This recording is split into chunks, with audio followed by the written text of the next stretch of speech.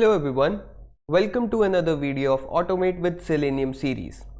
I am Krishan Chabla and in this video we'll be talking about important Chrome options and capabilities. But before we begin, it is really important to understand what are Chrome options and its importance while working with Selenium WebDriver. Let us consider a scenario where we want to download files to the project directory during the test script execution, or if we want to execute tests in incognito mode. How would we achieve it? This is where Chrome options comes into the picture. Selenium WebDriver uses Chrome options class to manipulate the properties of Chrome browser instance. In this video, I'll be talking about some commonly used Chrome options such as starting in maximized mode, incognito mode, headless mode, disabling all extensions on Chrome browser instance, disabling pop-ups on Chrome browser instance, and changing the file download path. So let's see how to implement these properties in Selenium one by one.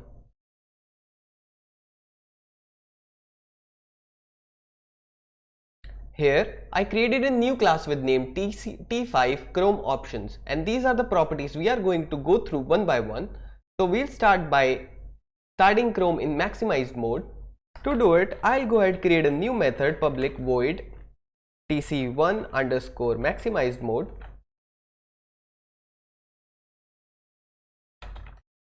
We'll annotate it with @test and start by setting up the property for executable Chrome driver path using system.setProperty WebDriver Chrome driver and provide the path to the executable file. So my driver is available in my project path, that is inside the drivers folder. I'll go ahead and right click the Chrome driver.exe and click on show in Explorer. I'll shift plus right click to copy as path and go back to my IntelliJ and paste the path over here. I'll remove the extra double quotes and this is done. Now we'll instantiate a Chrome driver using WebDriver driver is equals to new Chrome driver.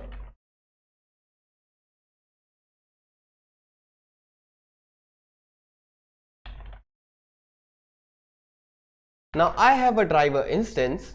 I'll try opening a web page using driver.get http testing done. Now let's try executing it without any property and see the behavior of Chrome driver. Right click, run. As you can see, the browser did not open in the maximized mode and our test is success. Let's go back to our IntelliJ and set up the property. These properties comes from Chrome options class. So before instantiating the Chrome driver, I'll take an instance of Chrome options class. Chrome options is equals to new Chrome options. Now there is a property known as start maximized that allows us to start the web browser in maximized mode. To do it, we'll do Chrome options dot add argument, and we can provide the argument over here, and for the maximized mode it is start hyphen maximized. Now once we set the argument inside the Chrome options, we'll pass this Chrome options while instantiating the Chrome driver.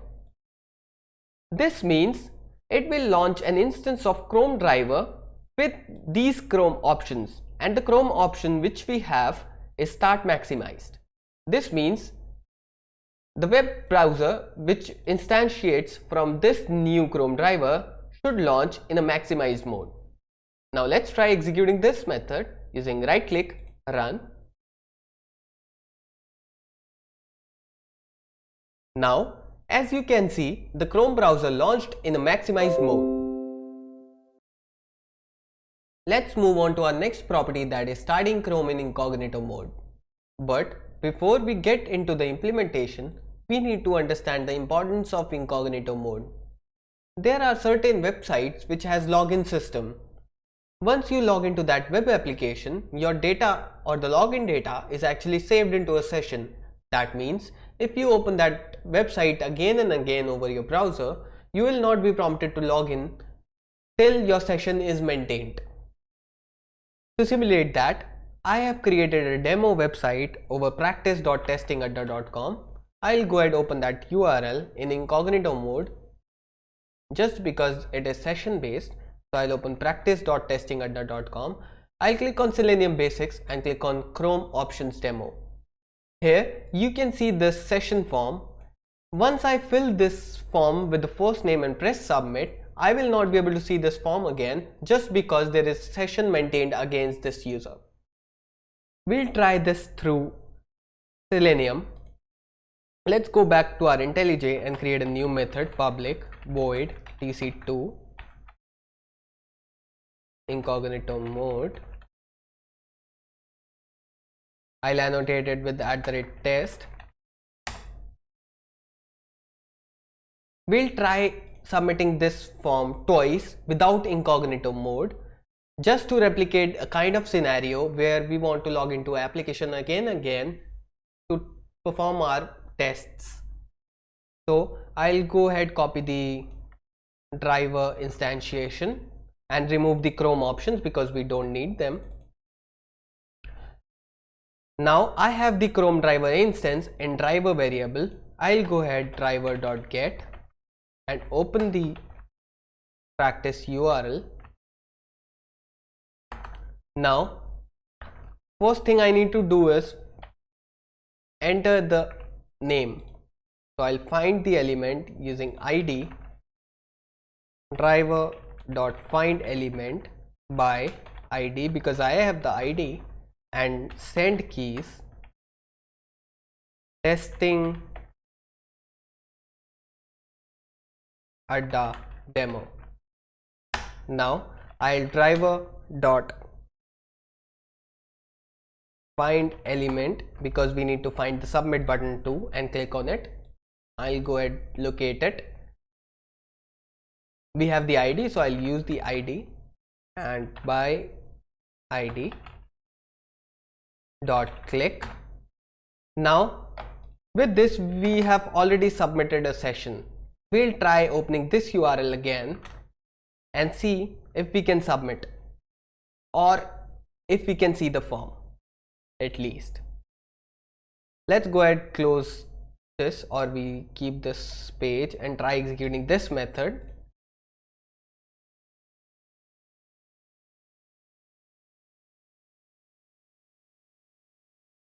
Now as you can see, the form is actually filled. The URL opened again, but the session remains same.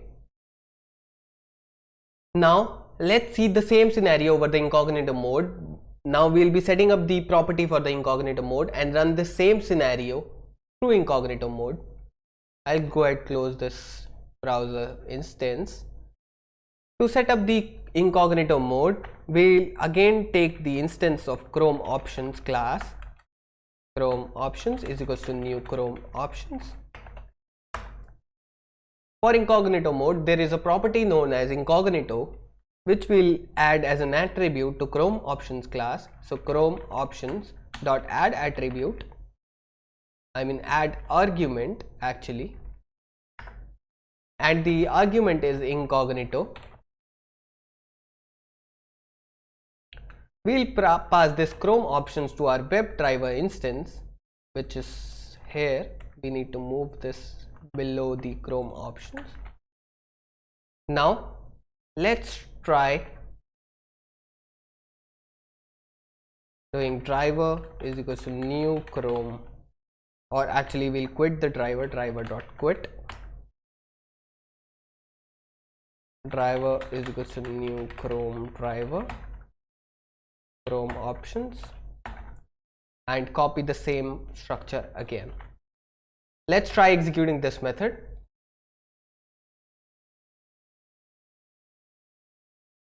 Now as you can see, our browser opened in an incognito mode.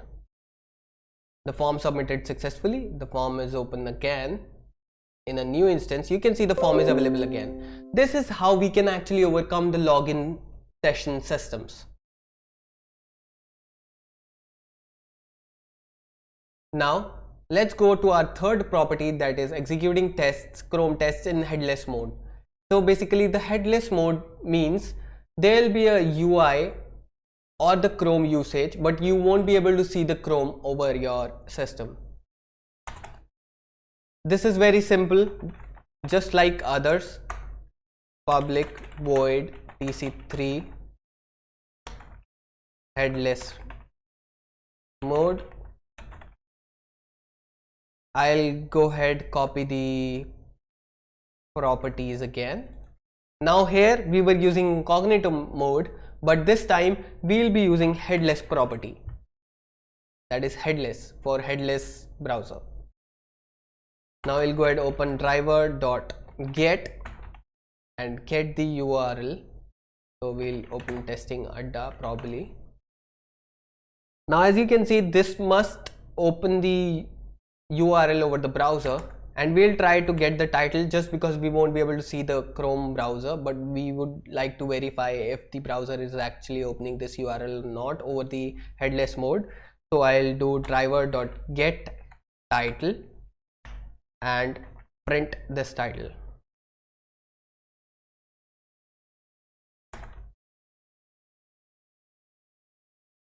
So what we did, we created an instance of Chrome options class and added an argument headless, and while instantiating a new Chrome driver, we passed this Chrome option.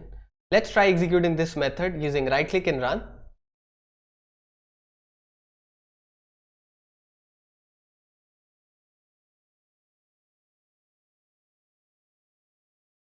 As you can see, the browser instance did not open on the UI, but it actually worked in the backend. So if we click on this method and scroll down, you can see we were able to fetch the title of the driver. This is what headless mode does and how it works with Selenium WebDriver. Moving on to our next property, that is disable all extensions on Chrome browser instance. This is again simple, so I'll go ahead, copy the same test case which we did for headless, and in this one I changed the method name, disable extensions, name it as tc4. Now the property for disabling all extensions for the browser is disable -extensions. Now this property does is the instance which actually launches for the Chrome browser, for the Chrome driver, has all the extensions disabled. Let's try executing this method again using right click and run.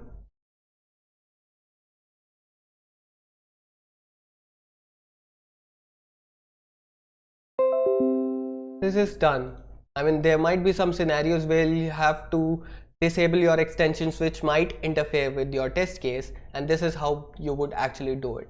Now the next scenario, which is very common, is pop-ups which may come up over your application.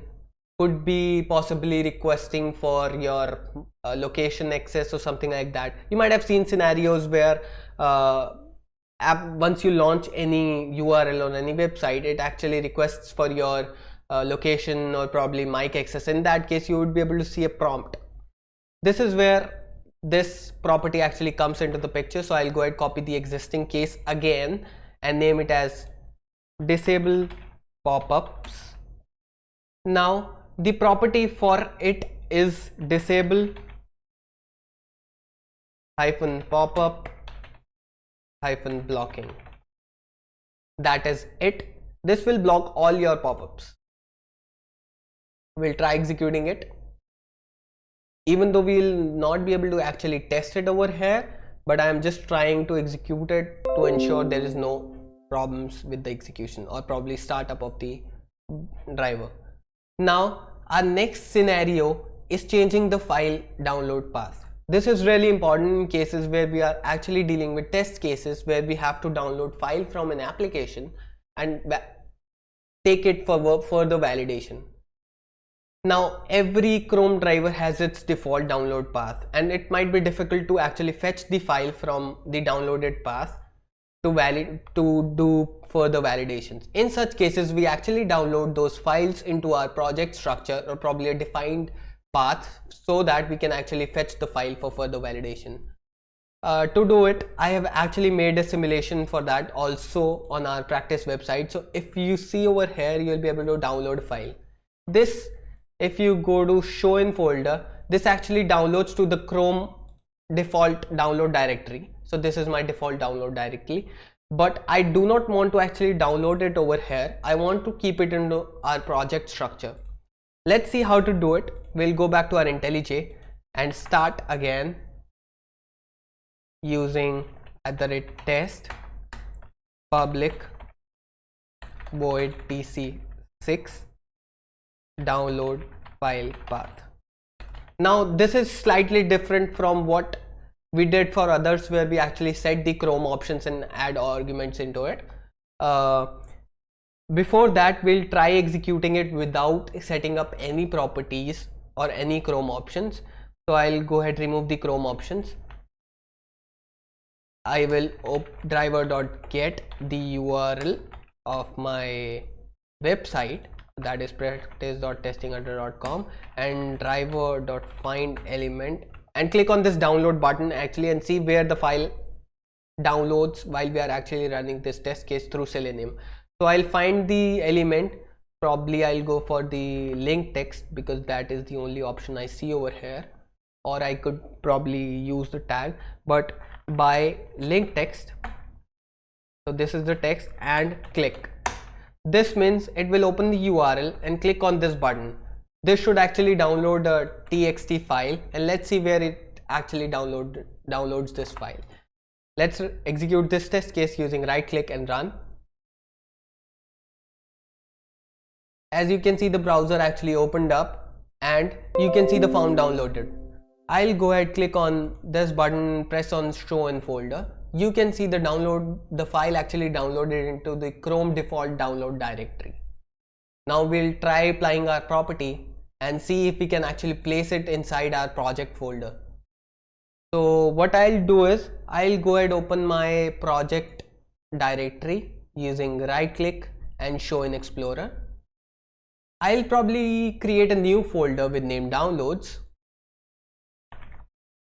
What I would want to do is I'll want to download that hello.txt file into this downloads folder.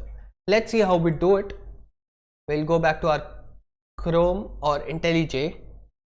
Here, what we need to do is we need to take an instance of, but before that we need to take a map.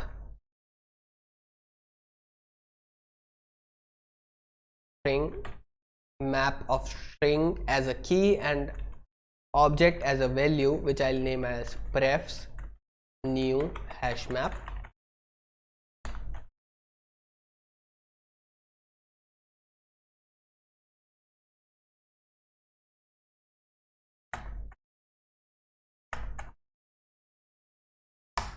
Now I'll put a key value pair, and the key for download file path is download.default_directory. Now we need to define the path of this download folder. So I'll go ahead, copy it from here and paste it. This is my download directory path. So that means I created a new hash map and set the property as download.default directory, and the value for that key is my path through download directory. Now what I need to do is I need to take an instance of Chrome options class.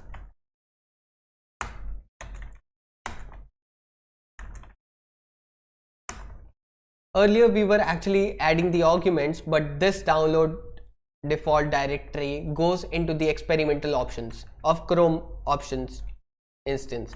So we'll do Chrome options dot set experimental option. We'll name it as prefs.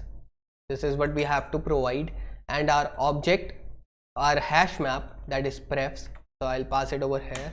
Now we need to provide this Chrome options to our instantiation.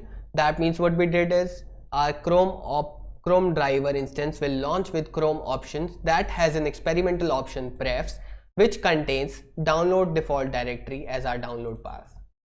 Now again same, we are opening the URL and clicking on the download link. Let's try executing this method again, but before that I'll go ahead open the downloads folder and see if the download folder is empty. Yes, this is empty. Now we'll try executing this method using right click and run. As you can see, our browser opened up. It downloaded a file. Let's click on this button and show in Explorer. You can see it actually downloaded in our project structure. So downloads folder hello.txt. This is really helpful in cases we are dealing with download files and stuff.